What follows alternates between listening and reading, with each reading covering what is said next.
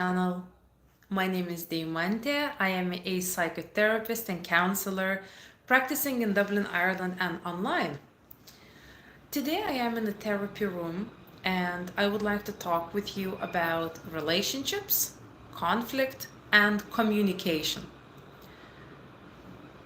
Whenever somebody is booking themselves up as a couple for a couples counseling and psychotherapy sessions, conflict, communication, this comes up almost all the time, such as not having enough skills to resolve the conflicts arising at home, even though it could be something very small and it seems like it may just escalate to something that is huge and is almost like taking over the vibe,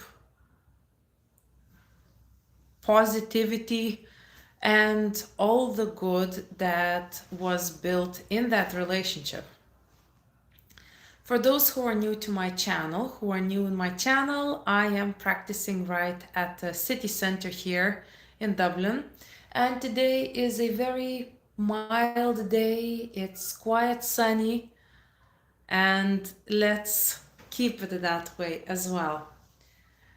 You know, whenever I have a client who talks about like relationship, their own relationship, romantic relationship in their individual therapy, or whenever I have like a client in the couples counseling who also bring their relationship and the conflicts and maybe communication issues, I don't just assume that they are like my other client who had similar thing going.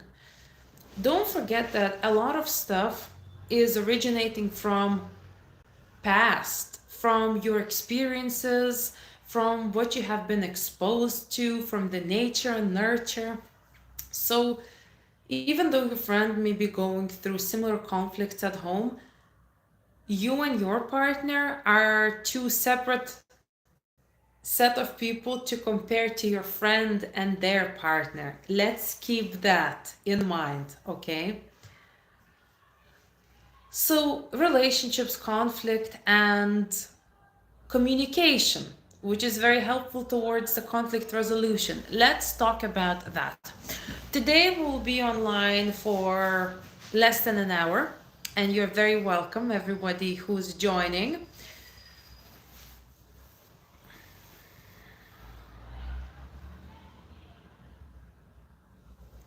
Hello, everyone.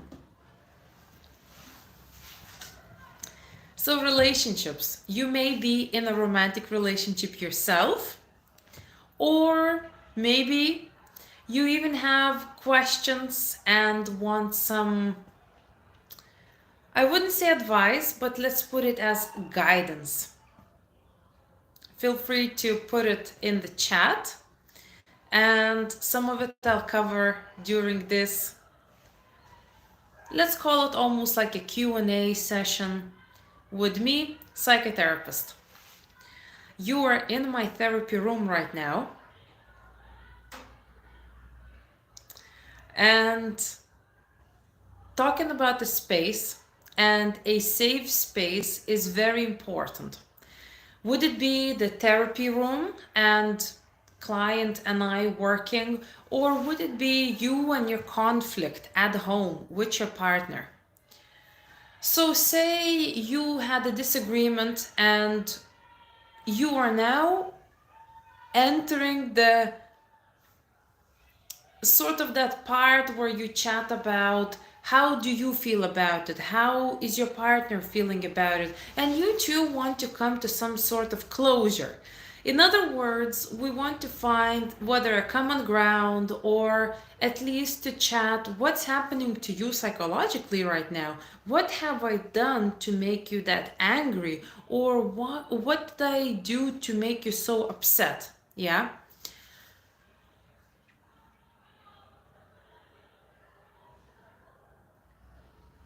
And for that, we need safe space. When we don't feel safe, that can furtherly trigger us. And first and foremost, remember that your safety is important and your partner's safety is important too. If you feel like the conflict is getting way too heated, you have to park it and come back to it. This is the hardest part. You want it closed, you want it sorted at the time, but it's not always possible. Let me tell you more about approaching that conflict. And as I'm talking, why not have a look at my therapy room? So this is where the clients sit. Let me have a look through the window. It still is a beautifully bright day, and let's keep it that way. Come on, ask a couple of questions, give me some thumbs up, send me some hearts, let's show some love. Let's appreciate that it is not, or it can be challenging to go up and talk, even though that's what you do, and this is your, you've been trained in this. It's important to tell your partner what's happening to you at the time of the conflict. I would say that this is currently my starting point advice to you. If the things are getting heated, if the things are just getting very spicy and feisty, don't keep adding all the fire to that conflict. Somebody has to bring it all down, but not in a way of shutting it all down, but rather acknowledging the conflict and telling like, look, maybe right now we're both just all the way up in the head and we have to come down to the heart level, to the body level. And for that, we need some time to get rid of some steam. I will give you another couple of moments if you want to. I know that some people are joining up, so I will read up the comments and some of it I will share. I always remind you all to play nice in the comments and be respectful.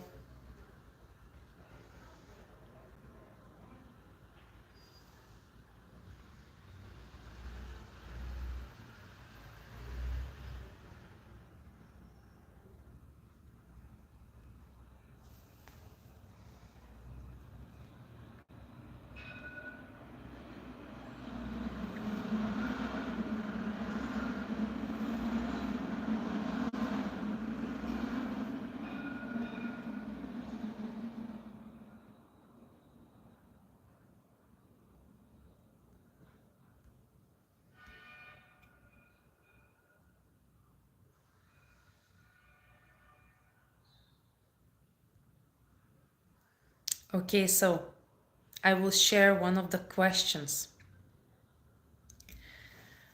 So we have a person asking, is it important to set boundaries in a relationship? Because it seems like so much effort to do this. What do you guys think? Ladies and gentlemen, is it important to set the boundaries? Oh yeah, my professional and personal opinion is that a relationship can only thrive when you have boundaries set. Would it be your family relationship, friends, anything, romantic relationship, boundaries are an absolute must.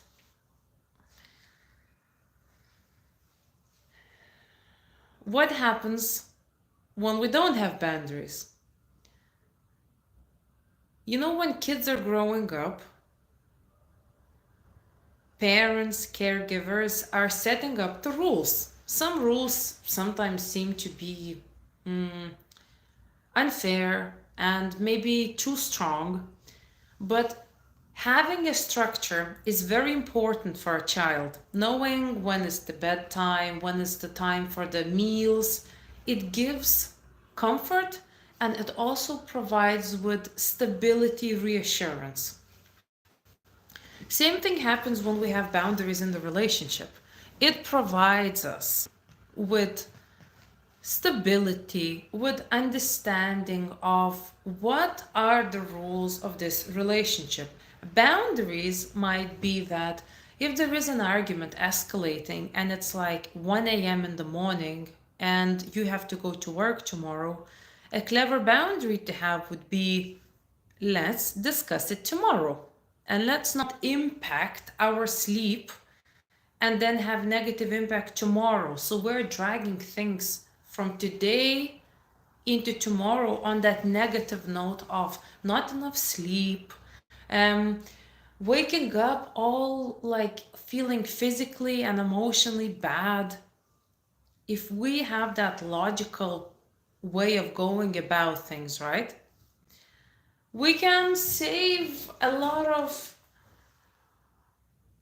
years in our life.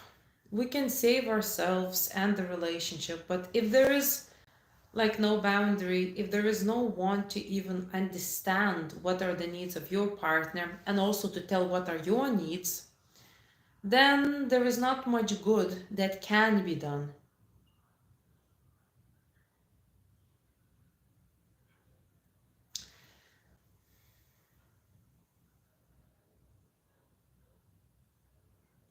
So when you're thinking about boundaries, when you're thinking about relationship, do you have anything else that comes up to you?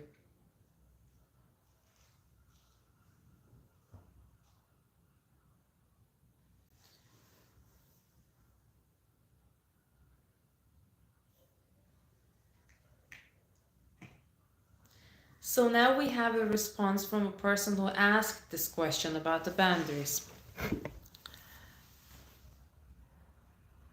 And we're being told that after relationship continues, boundaries are getting broken since partners get to know each other closely. After people get comfortable, boundaries always get broken slash go away. And why is that? What are your own thoughts or anyone else's thoughts as well? Why is that the case?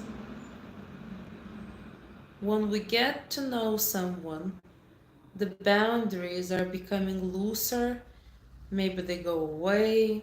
What's happening there? We are now touching on the conflict to which we went on to the boundaries. And in this, I'm also integrating communication.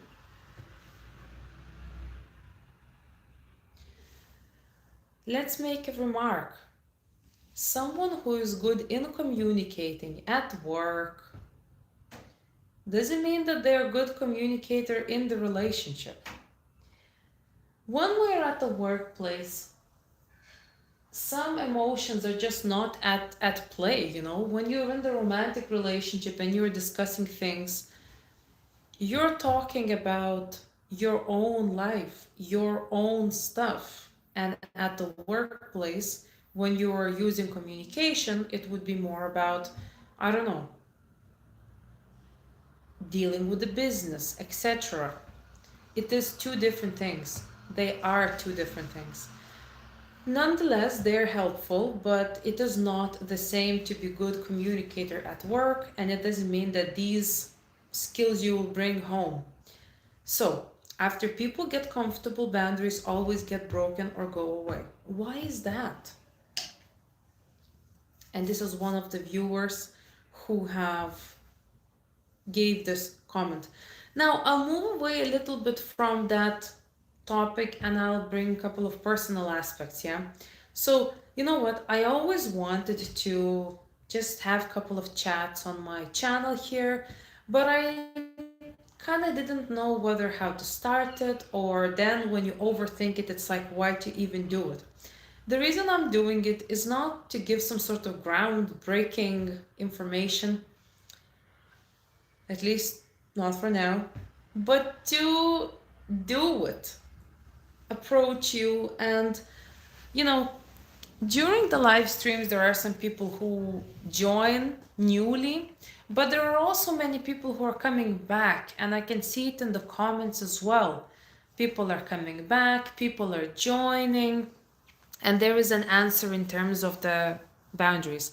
Maybe because they stop caring about each other and they get tired. A lot of people always want the next best thing. Yeah, it's tough. It's tough truth. Sometimes it might be the case. You know what? In terms of relationships, yeah, long-term relationships, romantic relationships, some people are like they don't want to actually have long-term relationship. And some other people only want to have long-term relationship and have like a lifelong partner. You know what? I don't know you. I don't know what kind of structure do you have to tell you you should do this or that. But when the people are coming to the therapy and you get to know them, you really get to see how their decisions are impacting their life.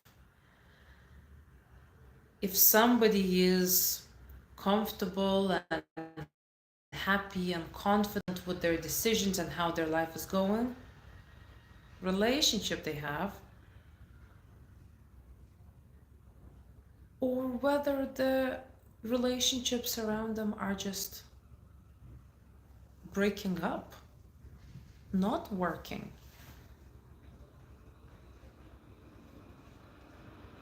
And maybe that has resulted in them not wanting to be a part of relationship. Relationships, conflict, and communication. When we master the communication, when we master the conflict resolution, a relationship can become one of the most beautiful things in your life.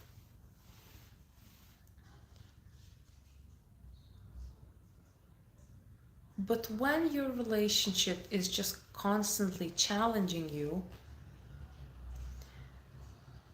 that is a very emotionally tough space to be at.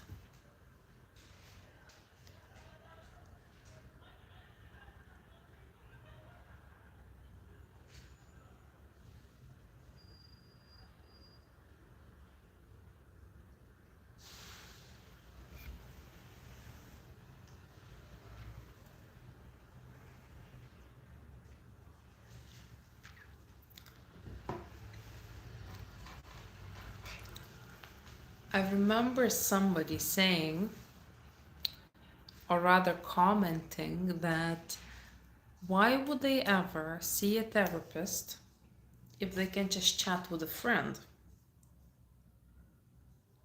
What do you think about this statement?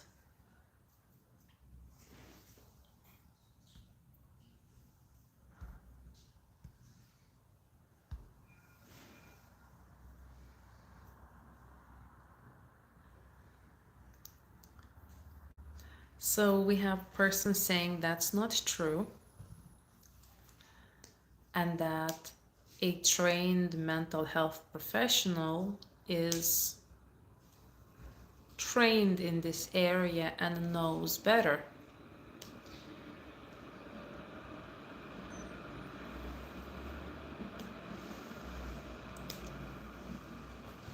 A big limitation when it comes to friends and family is us not wanting them to know that particular story, that particular situation. And that stops many people, and I think we all went through that you kind of don't want to share it. when you are with a person who you don't know and who is also a trained professional, you can open up and talk more about what's on your mind, what's happening. There is something like a natural want to cheer your friends up and not to be coming to them with like problems or issues. I would say that it is more common for the partner to become your unofficial psychotherapist. That happens quite a lot because our partner is there for us, and in a way that, depending on the partner and their ways of being, but the partner is there for us all the time, you know, even physically. You share the meals, you may be cleaning and cooking and doing things around the house. Like, it is just natural to share thoughts. You spend so much time together. And for those who are in a relationship or have been in a relationship in the past, were you in a position where you could actually share what's on your mind with your partner? Were you in that position?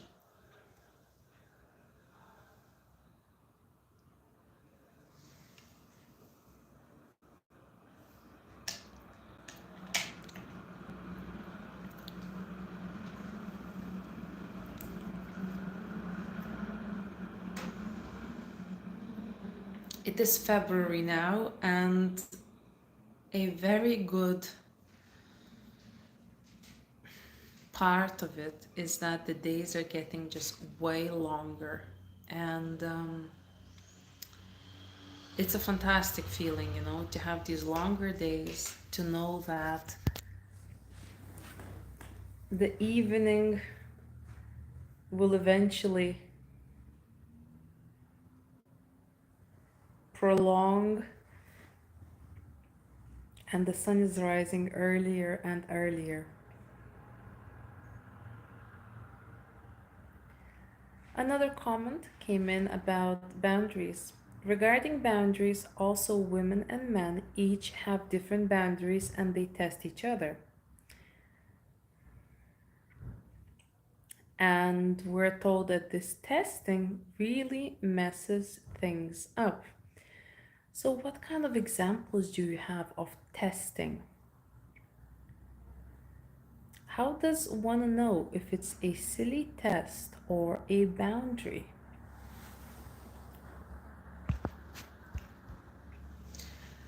Well, that's the thing. You have to get to know your partner. You have to get to know the person and their story, their background, what happened in the past, where are they coming from when they're talking about these certain things, and whether, as you said, it's this strong reaction has maybe some very deep and very important background.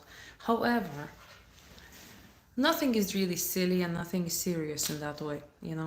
If we're being genuine to one another, we can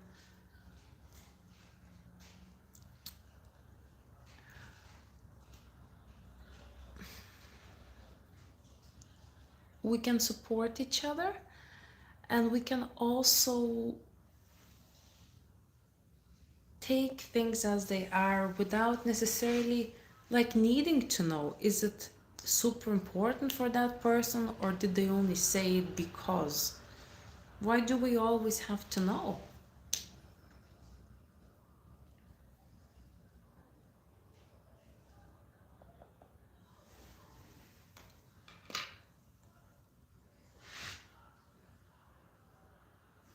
Let me know what you're thinking and I'll be back in one moment.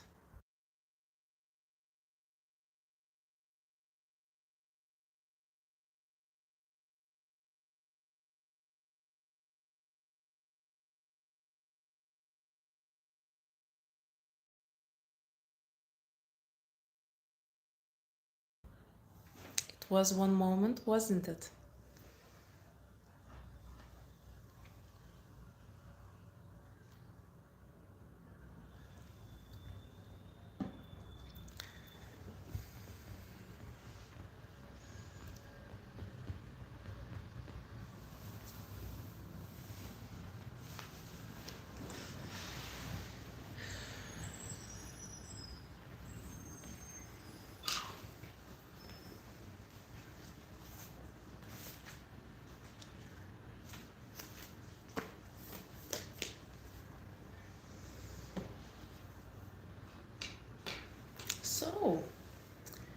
Everyone who is new, thank you very much for joining.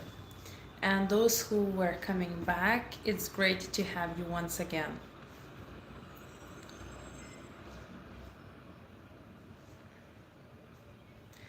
I will be logging off, but these live streams, they will be coming in. And I think it's a good way of chatting, connecting, and let's do it again. So have a good day, everyone, and I'll chat to you soon. Bye bye.